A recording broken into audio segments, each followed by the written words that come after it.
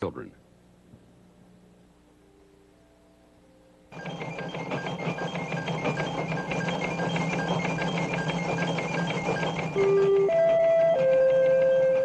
This man is a traitor, a former American Army man who sold his country's military code secrets to the Soviets. He is one of the spies among us. They were virtually offering me unlimited money. The KGB manual states that Americans can be bought, and unfortunately, in some cases, they're right. They saw that once you take their money, they've got you in a compromising position. They're very good. They're extremely good. They are very dangerous. They are very dangerous because of the intensity of their efforts. Maintenance manual didn't seem all that important, but when I think back over, it was probably the most important thing. Another of the spies among us, this man, the California altar boy who went from pushing drugs to peddling secret data about American spy satellites to Soviet agents.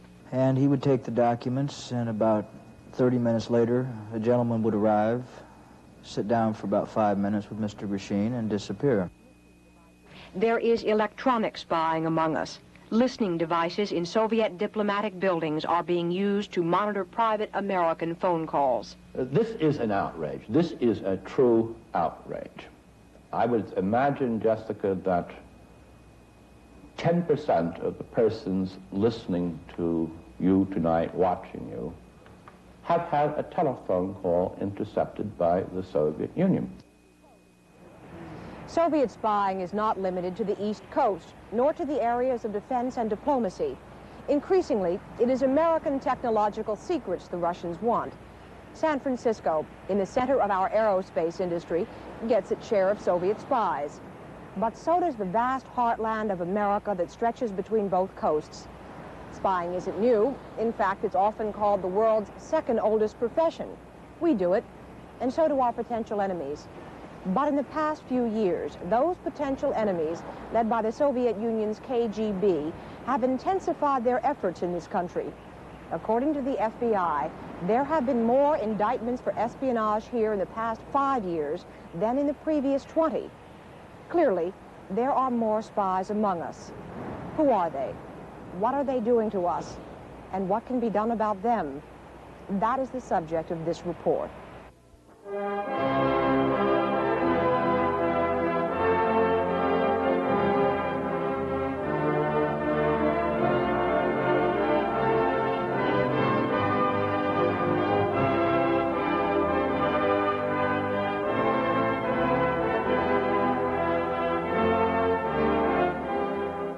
NBC reports The Spies Among Us is sponsored in part by Atari.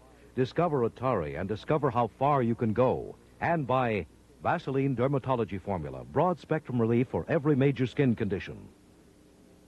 Discover a world beyond your wildest dreams.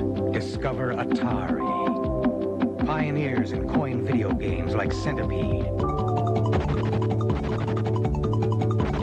Tempest, and Asteroids that challenge you, excite you, test you like never before.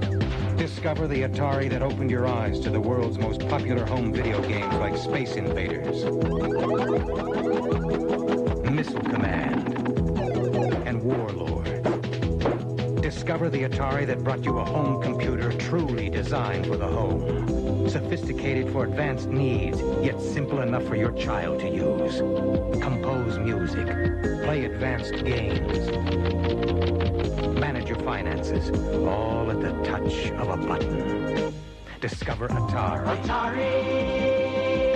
And discover how far you can go.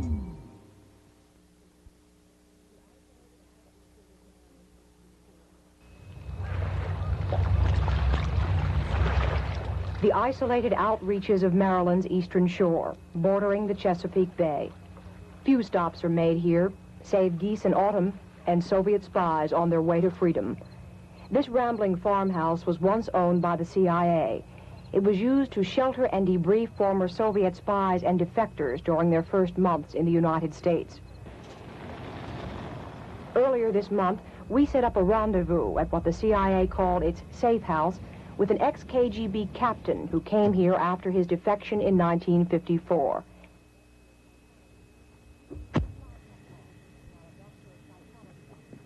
Nikolai Koklov is now a doctor of psychology, teaching at a California university. He believes the danger of Soviet espionage is magnified by weaknesses in our society. They are very dangerous. They are very dangerous because of the intensity of their efforts. Yes, they have been very successful. Successful because with all our spiritual principles, a foundation, the morals here in this country have become very relative. To cheat a little bit, to get monetary reward for this and other act, it has become acceptable. And very often the people who start being Soviet agents, they start with the little things, with the small things, favor toward favor, and things which may look a little bit shady, but they open the gate to be hooked by the agents.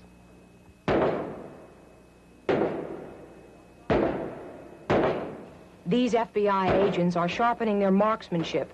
It's the Bureau's job to take aim at spies in this country.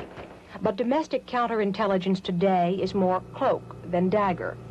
In addition to traditional surveillance techniques, the FBI has a whole new arsenal of sophisticated gadgetry. The latest lie detector equipment, the laser scanner used to pick up and analyze fingerprints, light analysis gear which scans documents to determine forgery, and a whole array of computers. The FBI of late is finding more spies among us. Have Soviet intelligence operations against the United States intensified in recent years? Yes, they have, Jessica, very significantly in a number of different areas. First of all, they have more intelligence officers here than they have had in the past. The area we've seen the intensification more than any other has been the scientific and technological area. The FBI's perception of increased Soviet intelligence activity is shared by a number of key congressional leaders, including the senior Democrat on the Senate Intelligence Committee, Daniel Patrick Moynihan. Soviet intelligence is a little bit like Soviet military doctrine. It's not very spare, it's not very elegant, it's just massive. We have lost some serious things, and they're public. I mean, jails are filling up with people who have been caught and who hasn't been caught. Is if, you know, you have to assume for every successful bit of espionage you run into, there are 9 or 10 events you didn't. Suggest that there are more of them or that we're getting better? No, there are more of them.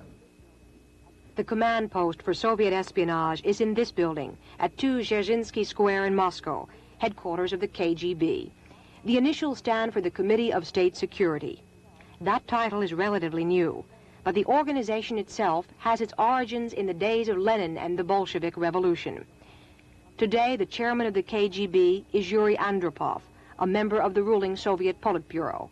He heads a massive organization responsible for internal security functions within the Soviet Union, as well as espionage and clandestine operations abroad. The KGB has been reported to support certain terrorist organizations. But the FBI says there is no evidence the KGB supports terrorists operating in the United States. However, working with the Soviet military intelligence, the KGB does maintain a relentless spying effort against us. It utilizes both modern technology and traditional espionage, and it does so with increasing efficiency. Harry Rositsky, a former CIA man who worked against the Soviets for 25 years, wrote in his recent book that the KGB is the best intelligence service in the world. Well, it is very large scale. It gets into its ranks, I'd say, among the brightest graduates of the Soviet universities. It gives them much more intense training than any other service gives their people. Ex-KGB Captain Kuklov believes the Soviets recruit a better class of intelligence officers because the KGB offers them perks, privileges, and power. That red booklet that the KGB officers have, it's a symbol of tremendous power. Not only because they can arrest anybody, but because it's an identification, almost like an ID. They are the elite of the system. They're very good. They're extremely good. One of their main characteristics is that almost all Soviet intelligence officers of the new generation are area experts. Vladimir Sakharov knew his area as a former Soviet diplomat. he was frequently required to use his knowledge to carry out intelligence missions for the KGB. According to Sakharov, all Soviet citizens abroad, including students and employees of state-owned businesses, can and frequently are used as spies by the KGB.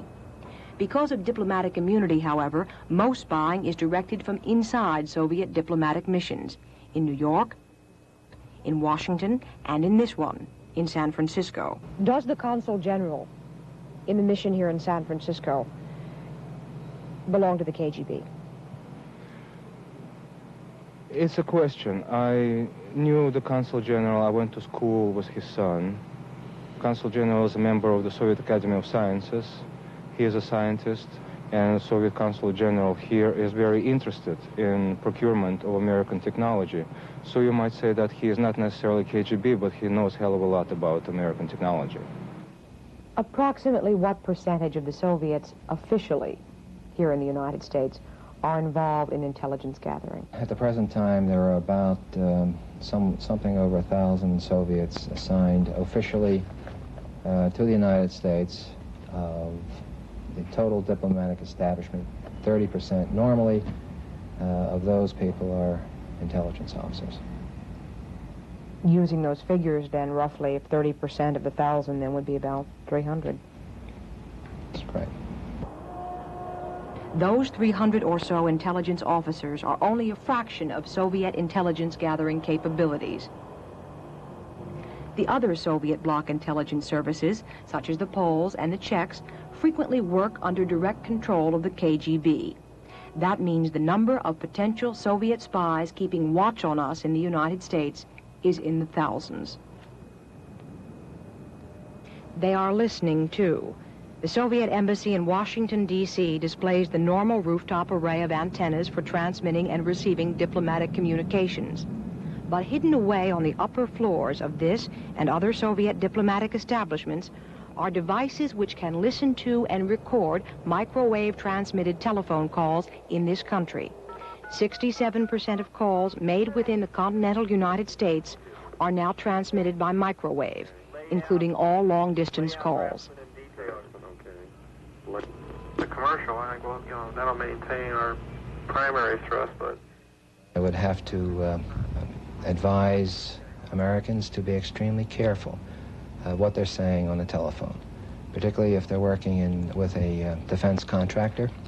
And I'm not just talking about scientific or technological information. I'm talking about gossip that might be going on about an individual in a particularly sensitive firm. 10% of the persons listening to you tonight, watching you, have had a telephone call intercepted by the Soviet Union that is done on a massive scale. As you know, most long-distance calls now are done on microwave. The Soviets have located their embassies here in Washington. They're going to be on the highest hill in Washington. Out in San Francisco, they are. Up in New York, they've built a big, about 19-story building in the Bronx. And that building in the Bronx is a communications tower. It just sits up there and picks up all the microwave transmissions of the eastern seaboard, practically. I don't like it. The United Nations is headquarters for another breed of Soviet spy. Each day, this bus unloads Soviet employees of the United Nations Secretariat. They are not Soviet diplomats. Technically, they are international civil servants. But they are very useful as Soviet spies because they are not subject to the limitations imposed on diplomats. The UN Secretariat gives the Soviets a tremendous advantage that even their counterparts at the mission do not have. For instance, their people at the mission are required to report to the United States government if they intend to travel outside a 25-mile radius of New York. The Secretariat, since theoretically they're international civil servants and not subject to the dictates of their country, do not have such restrictions. So they can travel at will, and do. This Soviet UN employee traveled to New Jersey for the purpose of espionage. The FBI caught him in the act. This Bureau footage shows Valdek Enger making arrangements with an American naval officer to pick up some stolen classified material. Yes, Jim? Hi, how are you, Ed? Okay. Fine, thanks. Do you have the stuff? Yes, I do. You do. Okay, Ed. The American followed the Soviet instructions, but at the direction of the FBI. Former Lieutenant Commander Arthur Lindbergh worked as a double agent. At FBI request, he boarded the Soviet cruise ship Kazakhstan and left a note addressed to the Soviet ambassador. In the note, Lindbergh said he'd like to make a deal. He'd provide the Soviets with classified information in return for money. If they were interested, Lindbergh's note included a date, time, and phone number for the Soviets to call. At the appointed time and date, which was approximately 10 days after I left the ship, I was in front of this phone booth in Neptune, New Jersey, and at precisely 11:45 a.m. the telephone rang, and the entire operation started in earnest. The Soviets knew exactly what they wanted from Lindbergh: explicit information relating to the Trident submarine program and anti-submarine warfare. They were also specific as to how Lindbergh should deliver the information. The locations chosen by the Soviets often were cemeteries. Here, as evident in this reenactment, the Soviets could easily observe their subject. But just as it was easy for the Soviets to watch Lindbergh, it was equally convenient for the FBI to observe the Soviets. This is FBI footage of a Soviet retrieving an actual drop made by Lindbergh. On May 20th, 1978, Waldeck Enger and Rudolf Chernaev were arrested. As UN employees without diplomatic immunity, they were tried and convicted of espionage. Enger and Chernaev each received a 50-year prison sentence. In April of 1979, they were exchanged for 5 Soviet dissidents.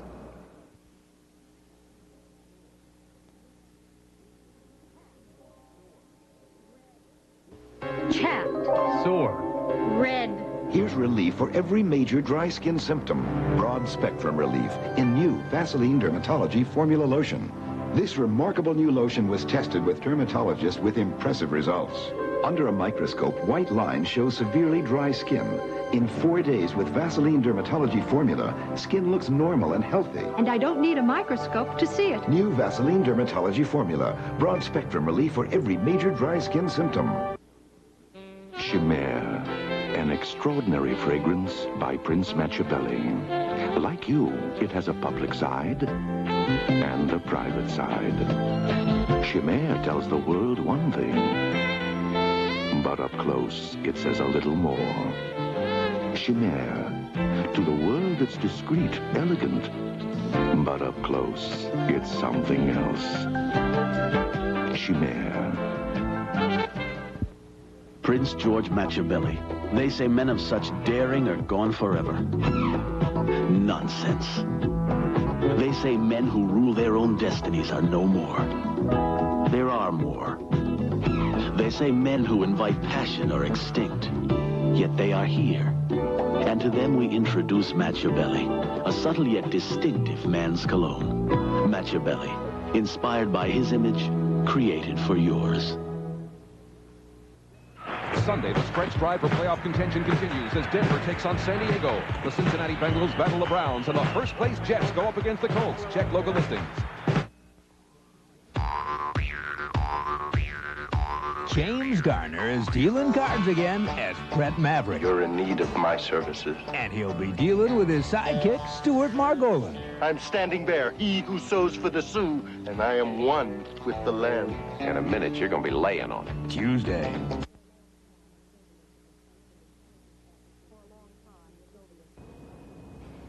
For a long time, the Soviets have been placing intelligence officers in this country illegally, training them carefully to masquerade as average American citizens.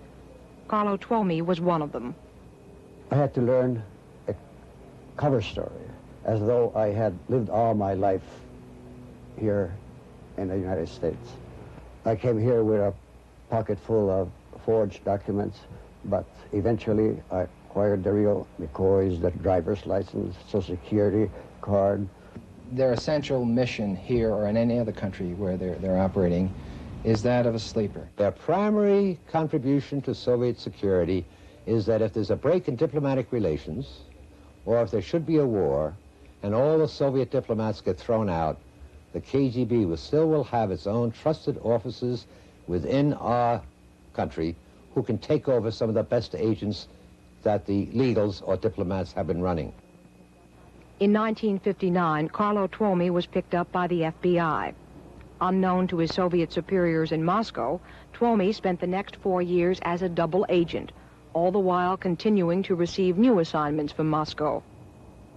My basic assignment was to collect information about the movement of military materials, especially nuclear weapons, through the port of New York, and also follow the movements of Navy ships and troops. When you say basic, what do you mean? While I was operating here, I received additional assignments which took me away from New York City. Such as? During the Cuban Missile Crisis, I had to check the movement of subs, especially nuclear subs, at New London submarine base in Connecticut. Not far from there, in the suburban New York community of Hartsdale, another Soviet spy had established himself. The neighbors knew this house as the home of a freelance photographer and his family. But Rudy Herman, photographer, was in reality KGB Colonel Rudolf Herman, a professional Soviet intelligence officer who immigrated to this country by way of West Germany and Canada. Almost every weekend for 11 years, Colonel Herman went to the basement of his house, switched on his shortwave radio, and received orders from Moscow. Colonel Herman wasn't the only spy in the family. His son, Peter, a whiz at math and computer science, was ordered by the KGB to enroll in an American college. Peter Herman attended Georgetown University, majored in history, and graduated in 1978. Without doubt, the long-range objective behind the recruitment of the son was that he would eventually seek and gain employment in the United States government. In March of 1980, the FBI revealed that it had known about the Hermans for some years and had co-opted the services of the father-son spy team. Having decided to discontinue the operation, the Bureau held a press conference with Colonel Herman. For security reasons, his face and voice were disguised. Herman told reporters that as a supposed American free to roam about the country, one of his duties was tracking down people the KGB wanted to locate. You know, I just did what I had to. In this case, I had to locate a person of 35 years of age, you know, with certain physical description, and to find out if she was living in the particular address. And we can't. Colonel Herman never learned what became of the people he located for the KGB. Today, in Hartsdale, Herman's neighbors still talk about the spies who lived next door. Well, I think the first reaction when I discovered that Mr. Herman was a spy was one of shock, one of disbelief. I felt hurt, the fact that we knew them so very well and we liked them as people. But treason is at the heart of the intelligence business. And the Soviet bloc intelligence services have demonstrated their skill at turning Americans into traitors. It happened here at Hughes Aircraft. William Bell, a man in his 60s with a second wife who was 25 years younger, alimony payments curtailed Bell's expensive tastes until this neighbor, actually a Polish intelligence officer, according to the FBI, offered to pay Bell for secret information about the Hughes Company's military research projects. It happened in the Pentagon. This Army lieutenant colonel sold military secrets to Soviet intelligence. This is the ultra-secret national security agency responsible for breaking the code systems of other countries and protecting our own. In 1960, 2 NSA employees defected to Moscow, carrying with them detailed knowledge of the NSA's operations. In 1963, an obscure Army sergeant assigned to NSA committed suicide. Only afterward did American counterintelligence discover he had been delivering secrets to the Soviets.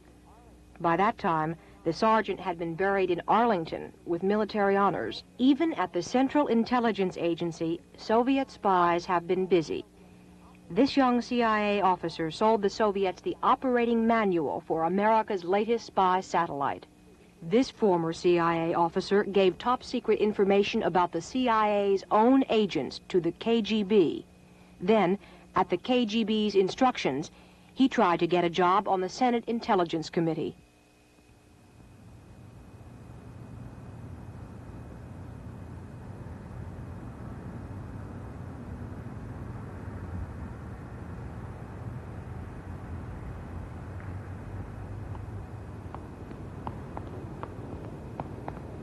Capitol Hill. This, too, is a major intelligence-gathering center for the Soviets. The Hill is the clearinghouse for a bureaucratic barrage of paper from all over our government. The Pentagon, the CIA, the White House. According to counterintelligence experts, the Soviets have their intelligence officers all over the Hill, often working as diplomats or journalists, with ready access to much of that information. You find them in Hill corridors, in hearing rooms, and in staff members' offices. Often, it is from the ranks of Hill staffers that the Soviets seek to recruit agents. Every place you go in Washington, whether it's a bar at Georgetown or a cocktail lounge, the chances of someone on the Hill meeting a foreign diplomat in the service of the KGB is very high. And I personally feel that for every double agent we know about, the Russians have got one we don't know about. Ken Tolliver met his Soviet recruiter at a diplomatic luncheon. Tolliver was working for Senator James Eastland at the time.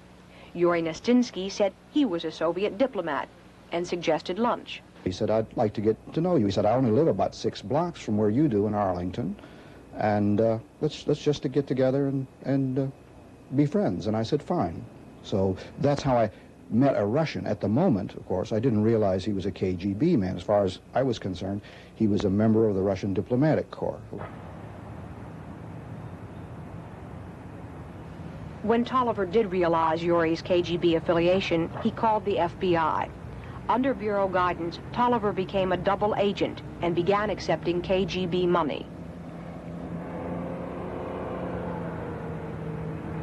They saw that once you take their money, they've got you in a compromising position. So they really have both the carrot and the stick. They're giving you the carrot, money, but they've got the blackmail on you now, too. They can say, they can reveal, they can expose you. They can say, you can't get up and justify taking money from us. That would cost you your career. So they're very subtle. They get as many ties on you as they can possibly do.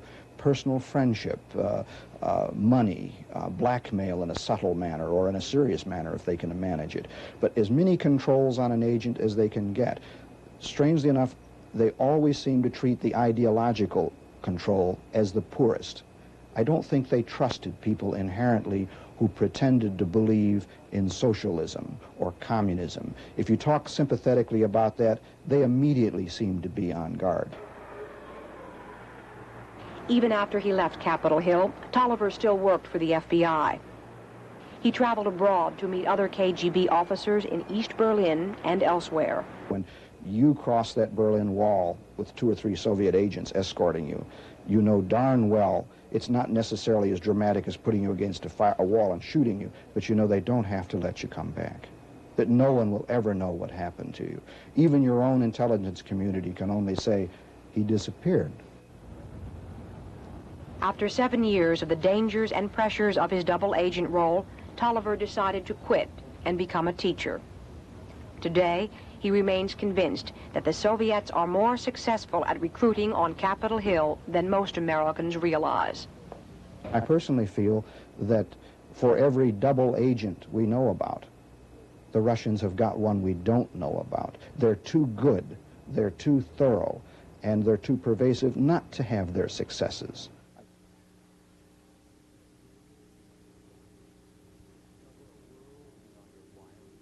Discover a world beyond your wildest dreams. Discover Atari. Pioneers in coined video games like Tempest and Asteroids. Home video games like Space Invaders and Missile Command. And home computers sophisticated for advanced needs, yet simple enough for your child to use. Compose music, manage your finances at the touch of a button. Discover Atari. Atari! And discover how far you can go. Your body reacts immediately to even the slightest bruise or scrape. As part of good nutrition, your body needs recommended levels of vitamin C to help heal itself. 1 a day plus extra C makes sure you get what you need, plus more C.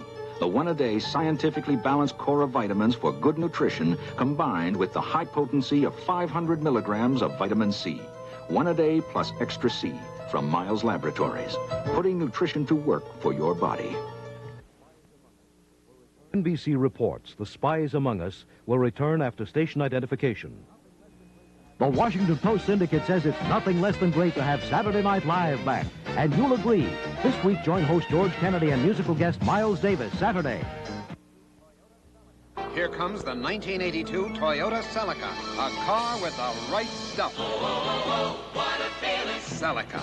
Toyota. We take people who are interested in the news and brief them on the day's events. I've spent not only my life, but more importantly, that day, finding out what's going on. And I think you share that with people. And I think they come to accept that kind of sharing. John Chancellor and the NBC News team. Experience you can trust. Channel 4 News Update. Here is Sharon Puckett. Good evening. A state of emergency was declared tonight in Lynn, Massachusetts, where arson is being blamed for a multi-million-dollar fire there earlier today. The blaze gutted a 4-block area of the town, which is about 10 miles north of Boston. 10 people were injured, and damages may run as high as $40 million. The Washington Post reported today that Nancy Reagan has joined White House staffers James Baker and Michael Devers in pressing for the resignation of Richard Allen, the National Security Advisor. And Joelton area residents are worried tonight about an invasion by thousands of blackbirds. We'll have more news a little bit later, coming up on the scene at 10. On WSMV, Nashville, Tennessee.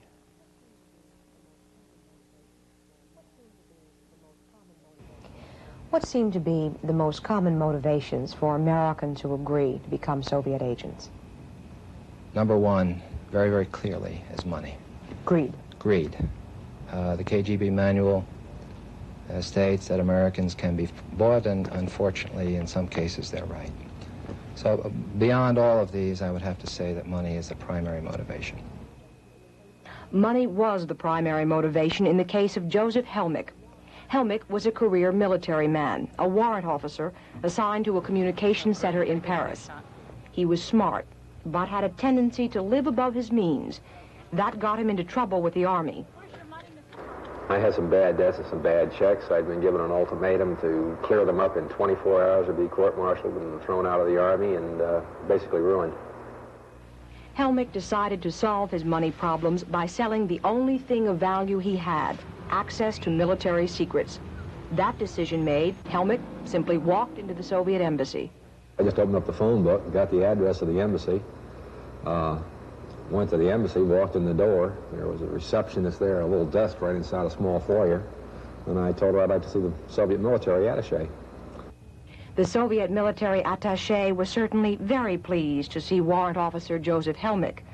Another meeting was set up for the following day on a Paris street. He turned around and he handed me an envelope and told me there was $1,000 in French currency in there. And he told me, you know, use that money to clear up what debts you have to right now, and buy a Minox camera and call us at that same telephone number in a few days. Once Helmick took that money, the Soviets made it clear that from then on, he worked for them.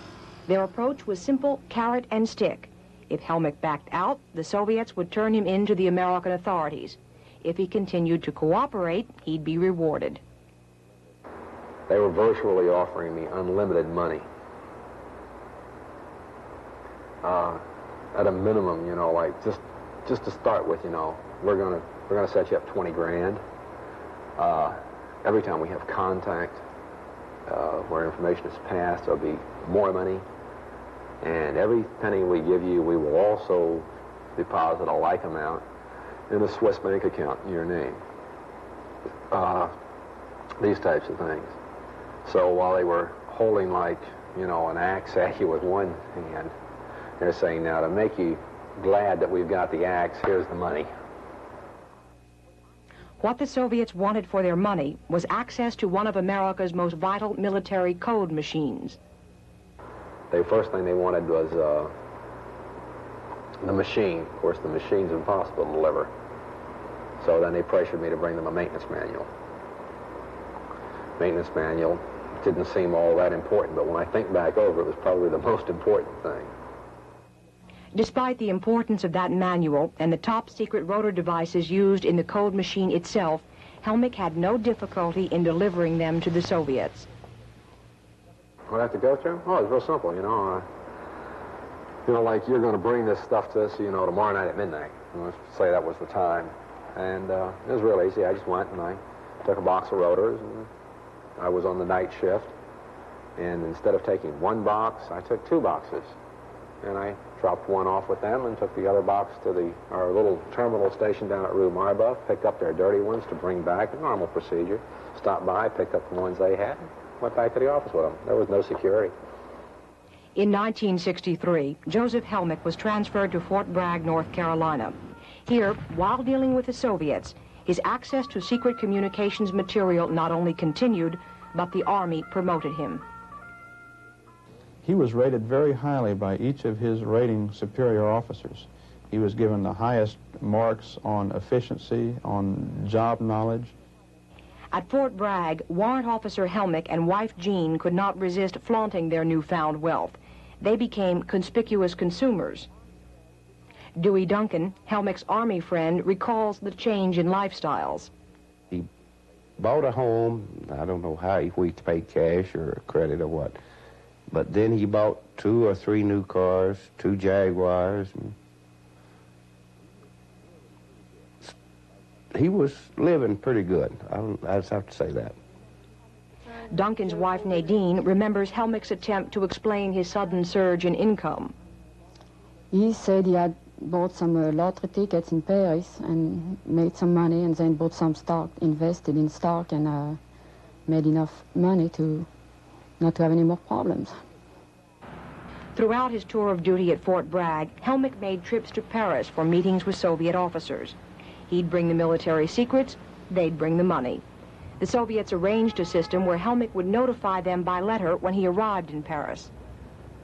So as soon as I dropped it in the pneumatic post box, I went to the Soviet trade mission, just walking down the street, unobtrusively, piece of blue chalk, and when I walked past a little signpost, I think it was a no parking sign or something like that, I hit it with the blue chalk.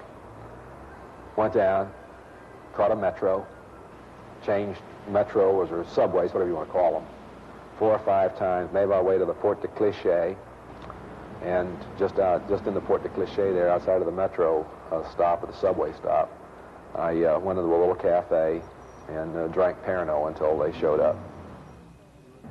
In addition to repeated trips overseas and lavish spending sprees, Helmick's private life took on a sordid aspect, an aspect which included Dawn and John Rickard, neighbors at Fort Bragg. Mrs. Rickard told us she became Helmick's mistress at her own husband's request. The 4 would have weekend parties at the Helmick home. These parties would always end up in this situation where it was a wife-swapping situation in the end.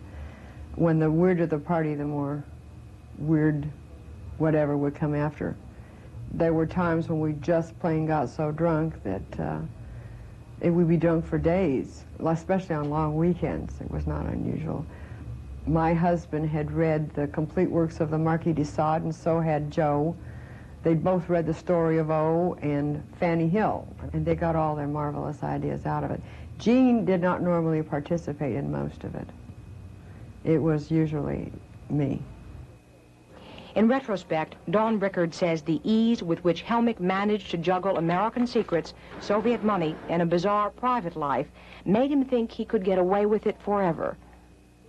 He had this attitude, I can beat you at your own game. I can beat the country at its own game. I am so intelligent and you are so nothing. In 1964, Joseph Helmick was ordered to Vietnam. Before he left, he had one final meeting with a Soviet officer in Mexico City.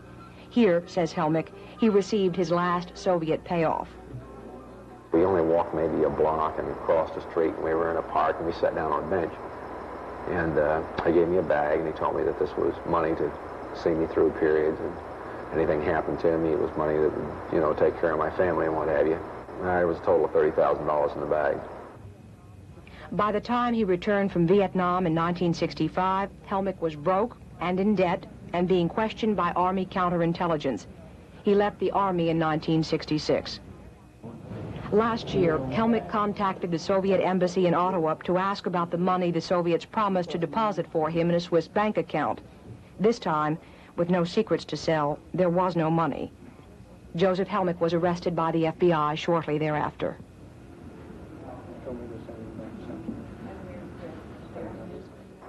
They asked me, I don't know how many hundreds of times, who my conspirator was. And finally, in desperation, I said, the United States government, they made it too easy. It was easy for these two young men as well. Dalton Lee and Christopher Boyce were school buddies from the wealthy Los Angeles community of Palos Verdes. After high school, Lee ran up a record of arrests for drug-related offenses. Boyce was a college dropout, working as a clerk in a top-secret vault at the TRW company.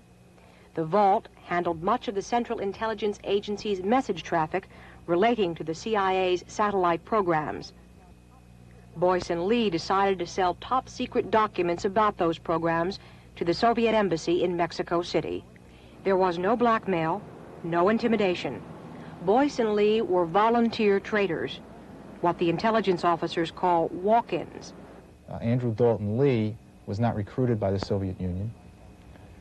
He had no prior contact, either directly or indirectly, with intelligence agents of the Soviet Union or any other country.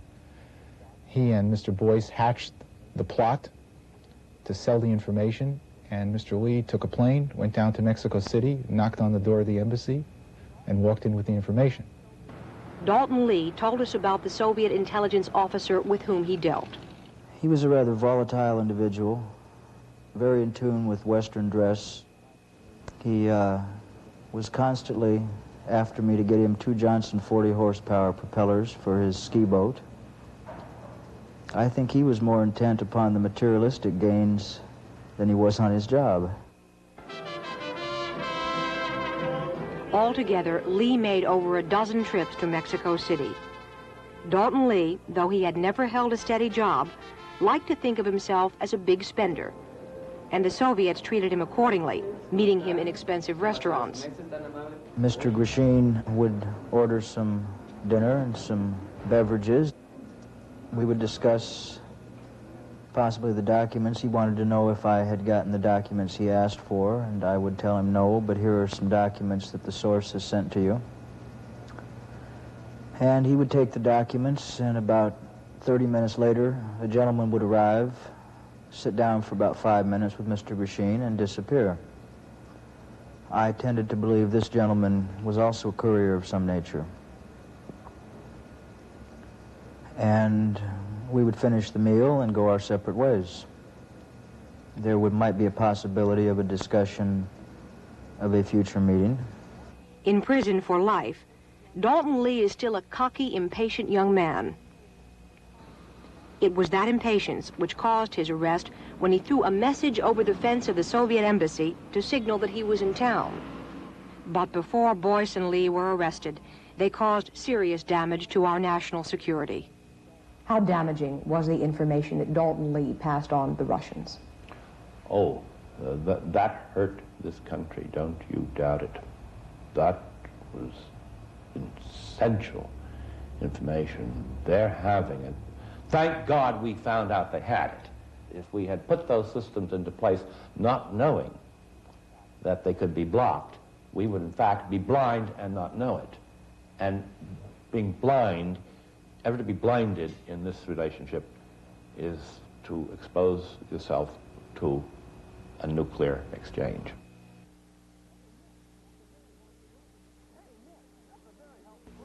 Hey, Nick, that's a very healthy lunch. It's just a sandwich and Campbell's old-fashioned vegetable soup. Yeah, but soup is really nutritious. No kid. Yeah. It says in this ad, nutrition experts found 1 serving of that soup has more vitamin A than 4 tomatoes or 12 ears of corn. Mrs. Nicholas Gisanti doesn't need anybody to tell her what's good to put in a lunch pail. But it looks like you do, kid. Here, you better eat this soup. Thanks a lot, Nick. Stir up the Campbell's. Soup is good food. Merry Christmas, Fozzie. Oh, boy. What is it? It's a birdhouse. It's a one-step, Fuzzy. Take a picture. Ow. Just point it and press the button. That's gotta be over his head. Point it at what? At us. Ah, now what? It is over his head. Press the button! Hey, this is easy. I'm beautiful. Take more. You see one-step pictures along with the presents, and there's no simpler camera. No simpler bear. Polaroid means fun. With a one-step. Did you just give her a vitamin? Yep, a multivitamin. To help ensure she gets a balanced diet. And that's a... Extra C. But why give her 2 vitamins? Because there's no one children's vitamin that gives you what these 2 do. Now there is. Presenting Flintstones with Extra C. All the vitamins of a multivitamin plus all the vitamin C of a single C tablet. All in one. All in Flintstones with extra vitamin C. When Regis listens, people talk, and what they say is fun, fresh, and informative. The Regis Philbin Show, premiering Monday morning. Welcome to NBC, Regis. On Little House, Nancy's devilish behavior gives Laura all she can handle. Then, Cloris Leachman stars as Maggie, a newspaper columnist who has the answers to everyone's problems except her own. Advice to the Lovelorn, a world premiere. It's an all-new Little House followed by Advice to the Lovelorn, a world premiere Monday.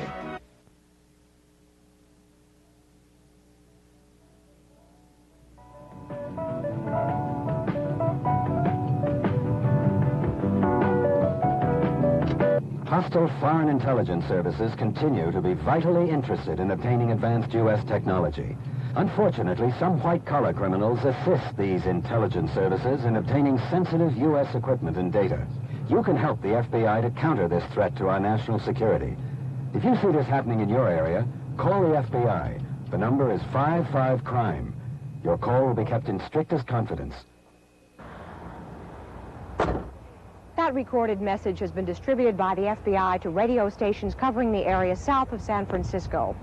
It is a warning to this cluster of companies which form a sizable portion of America's microelectronics industry.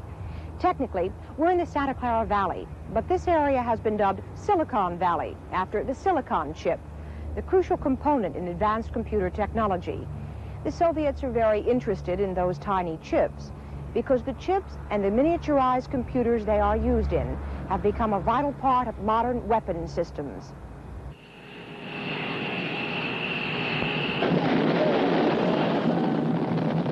The modern battlefield will be dominated by the so-called smart weapons. It's smart because it has this silicon chip. Instead of, say, having to use, let's say, 100 rockets to knock out an enemy tank, we can use one, because we have, if you will, the smart weapon.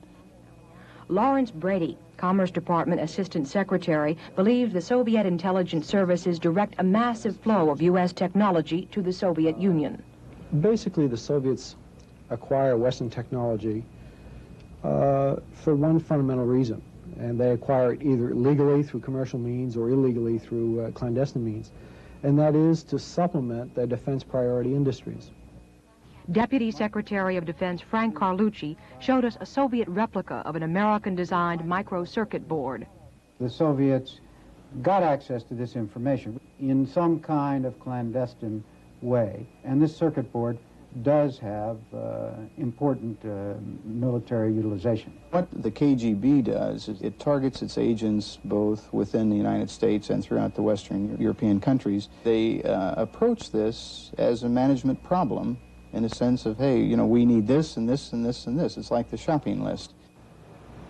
In fact, informed sources tell us there is an actual list of desired items and information drawn up by the Soviet government.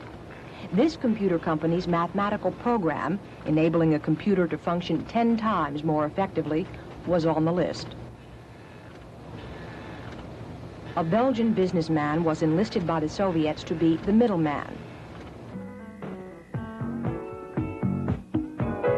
His approach, simple and direct. He tried to bribe one of the company's top scientists. I met him here, and we sat at a table, and he explained that he was a businessman, Belgian businessman, and he owned 3 companies, and he was trying to get this contract with the Russian government. In order to get the contract, he said, he needed the database source, which amounts to a trade secret of our company. He said he would give me $150,000 for it. There was no payoff. Instead, the company contacted and cooperated with the FBI. The Belgian, Mark de Guyter, was arrested at New York's Kennedy Airport after he handed a check for $500,000 to an FBI agent carrying blank computer tapes. De Guyter pled guilty to violating export laws and commercial bribery and served a jail sentence. This computer program was valuable to our national security. Lawrence Brady of Commerce explains why. Specifically, that particular program can be used in the troop deployment area, both Weston and their own, in the satellite tracking area. It had real national security importance also. The company, Software AG, saw the public relations value in the incident and used it in an advertising campaign. Company President John McGuire said that de Guyter's shopping list additionally included microelectronic technology and that de Guyter may have shopped around. Yeah, what concerns me is that how many people didn't call the FBI. Monte Carlo, the international gambling capital, home to this man, Werner Bruchhausen, the thief who gambled on a technology export scheme and got away with it. U.S. authorities say he engineered the illegal transfer of $8 million worth of U.S. technology to the Soviet Union and the Eastern Bloc. Government officials say that among the items were computers that can be used in missile tracking systems and microwave receivers used for intelligence collection on the battlefield. Anatoly Maluta, Bruchhausen's key American employee, was caught and convicted. It was Maluta who helped Bruchhausen set up phony companies used to buy products from unwitting American manufacturers. The cover-up story used by Maluta to obtain the products is this, that Mr. Maluta was buying the products for his facilities in Arizona or in Alaska or elsewhere, and that the products would be used in the United States by his companies. Instead, Maluta sent the products through Los Angeles International Airport to Bruchhausen. They operated this way for 3 years. In all of that time, their falsely labeled crates went undetected by customs. There are numerous airports and seaports in this country, and all are understaffed. That combination makes it easy for this sort of illegal exportation. The illegal diversion of advanced technology presents a whole new set of problems. These are not traditional military secrets. These are scientific advances born of competition in a free enterprise system. If this technological information is so valuable to our national security, why don't we just go and classify them secret? It's an interesting development over the last 10 years or so because of our decrease in military research and development money. The civilian sector is now technologically more advanced than the military sector. We can't start classifying the research and development efforts of all of our private sector. But that's where the bulk of the new innovations are taking place. There are steps, though, that we can take, and we are taking them.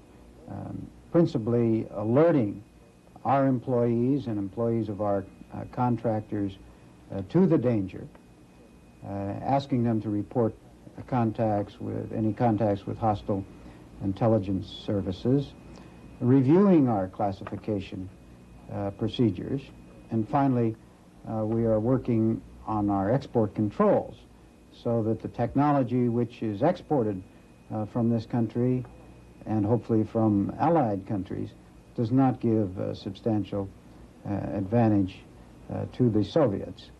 Summing it up, just how successful or unsuccessful have the Soviets been in their intelligence gathering in the United States?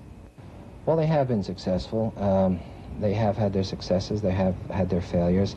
In essence, every time we arrest someone and prosecute him, essentially that has been a Soviet achievement because they have gotten information for which someone is now being prosecuted.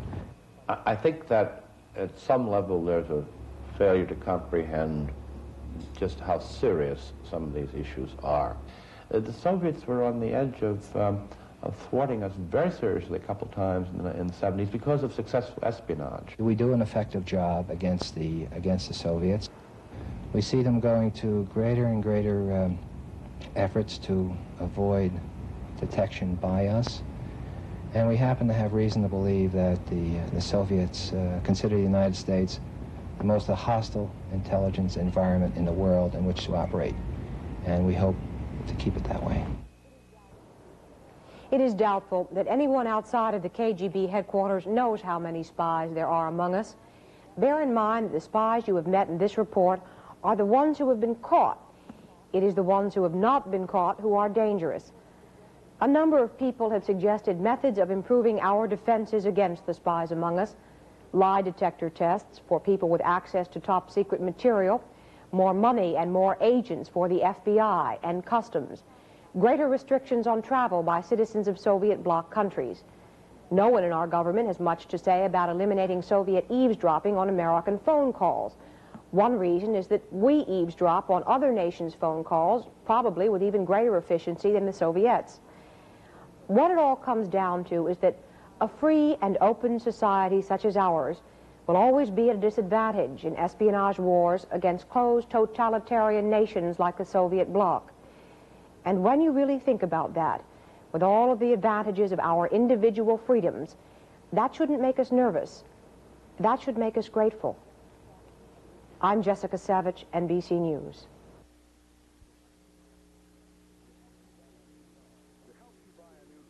To help you buy a new car, Chrysler is holding 81 sticker prices on its Omni and Horizon Misers and Customs, its Aries and Reliant K 2- and 4-door base models. 82 cars at 81 prices. And now at participating dealers, Chrysler savings certificates save you $300 to $1,000 on most other new 81 and 82 cars and trucks, depending on model. For 82 cars at 81 prices, or savings certificates worth $300 to $1,000, come to Chrysler. We'd like to remind you that a gift from Hickory Farms of Ohio can say Merry Christmas to someone rather tough to buy for. It can say nice job to that hard-working secretary, or we miss you to relatives who can't make it in for the holidays. But at Hickory Farms, our gifts also say something about the person who gives them. Come to Hickory Farms. Hello, Marge. We love it. We'll give you a taste of old-time country goodness. Lenny was a boy in a man's body. Tell about the rabbits and how I get to tend them. George was his one friend. We look out for each other. Until a girl came between them. George says I ain't to have nothing to do with you. Of Mice and Men, an American classic from the author of East of Eden. I'm not going to let him hurt Lenny. Robert Blake stars in a world premiere movie Sunday. At last, a TV show that's about TV, the stars, their shows, and their secrets. It's the series premiere of Television Inside and Out with Rona Barrett, next Saturday on NBC.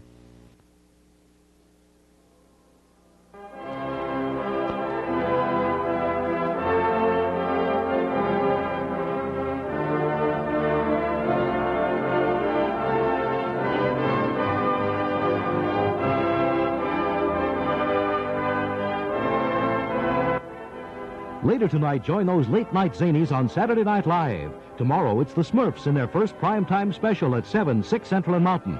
And the race is on to save a teenager the mob wants dead on Chips. And don't miss a special presentation of the American classic of Mice and Men, starring Robert Blake and Randy Quaid, all on NBC.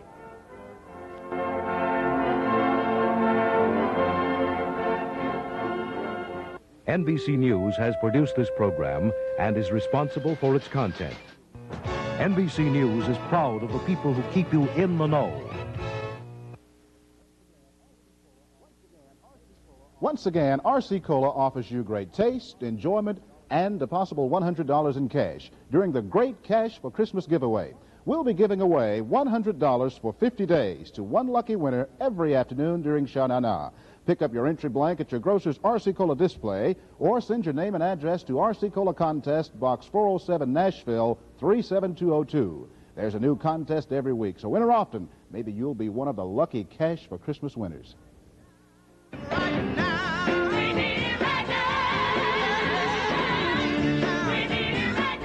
This Sunday morning, tune in for the best of the Nashville Gospel Show, when our guests will be the Johnson Ensemble, Novella Williams Experience, Shirley Caesar, Albertina Walker, Reba Rambo, and Reverend Al Green.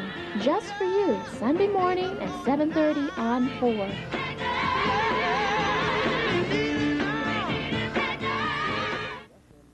WSMV, Nashville. From Channel 4 News, this is The Scene at 10 with Verge Jacks, Sharon Puckett, Dan McDaniel, and Rudy Kalis. Good evening. Tonight on The Scene at 10...